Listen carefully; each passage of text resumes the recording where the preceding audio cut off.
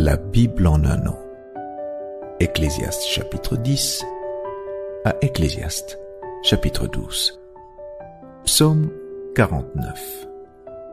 Proverbe 22, 20 à 21. Lecture du 5 septembre.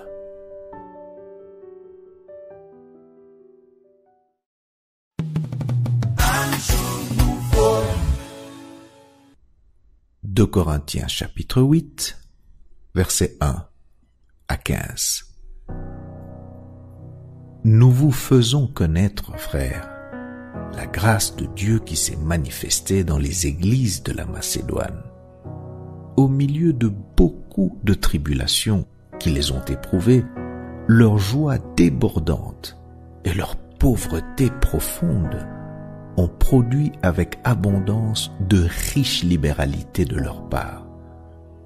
Ils ont, je l'atteste, donné volontairement selon leurs moyens et même au-delà de leurs moyens, nous demandant avec de grandes instances la grâce de prendre part à l'assistance destinée aux saints.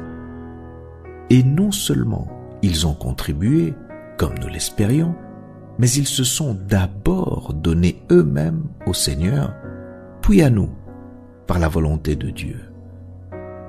Nous avons donc engagé Tite à achever chez vous cette œuvre de bienfaisance comme il l'avait commencé.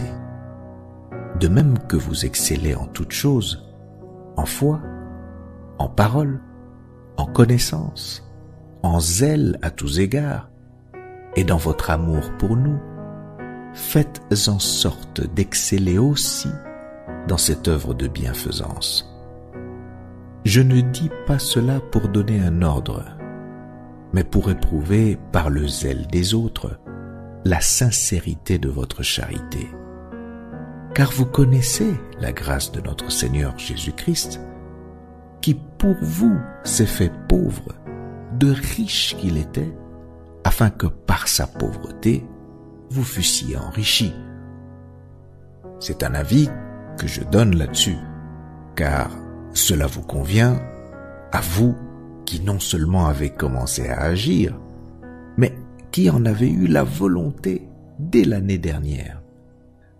Achevez donc maintenant d'agir, afin que l'accomplissement selon vos moyens réponde à l'empressement que vous avez mis à vouloir.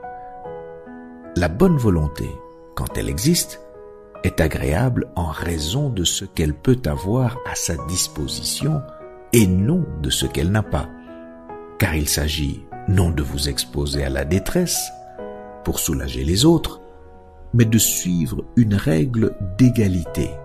Dans la circonstance présente, votre superflu pourvoira à leurs besoins, afin que leur superflu pourvoie pareillement au vôtre, en sorte qu'il y ait égalité, selon qu'il est écrit, celui qui avait ramassé beaucoup n'avait rien de trop, et celui qui avait ramassé peu n'en manquait pas.